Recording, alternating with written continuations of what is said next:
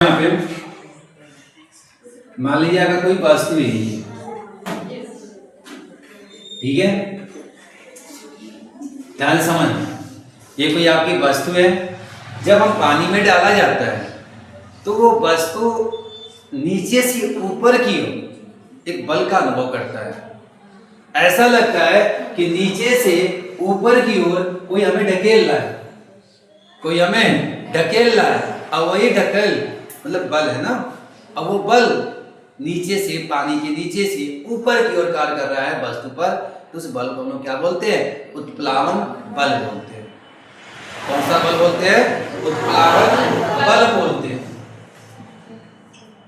अब उत्प्लावन बल ऐसे तो नहीं उत्पन्न हुआ होगा, इसका जो प्रक्रिया है उत्प्लावन बल उत्पन्न करने का, वो पूरा प्रक्रिया, उत्प्लावन बल आया कहां से पानी में, वस्तु पर ऊपर की ओर बल लग कैसे रहा है, ठीक है। ये पूरा सिस्टम क्या कहलाता है? उत्प्लावकता कहलाता है,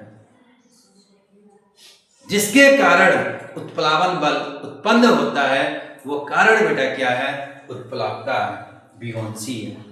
क्या है? बियोंसी है कि उत्प्लावन बल को जिसने उत्पन्न किया पानी में, उस वस्तु की तरफ, वही उसकी क्या है? उत्प्लावकता है। और जो बल कार्य कर रहा है वस्तु पर ऊपर की ओर, वो क्या का? उत्प्लावन बल है। क्लियर हुआ? ओके। पहले हम लोगों ने क्या डिस्कस किया था? पानी में दाब, तरल में दाब। तरल क्या होता है? जो बहता है, जो बहता है उसे तरल कहते हैं। और तरल के कितने भाग हैं? दो भाग।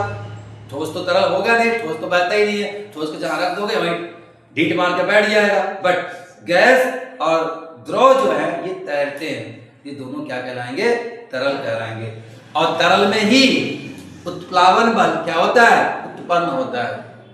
और जो उत्पन्न करता है उत्प्लावन बल को, वो क्या होता है? आपका उत्प्लावकता होता है, बियोंसी होती है।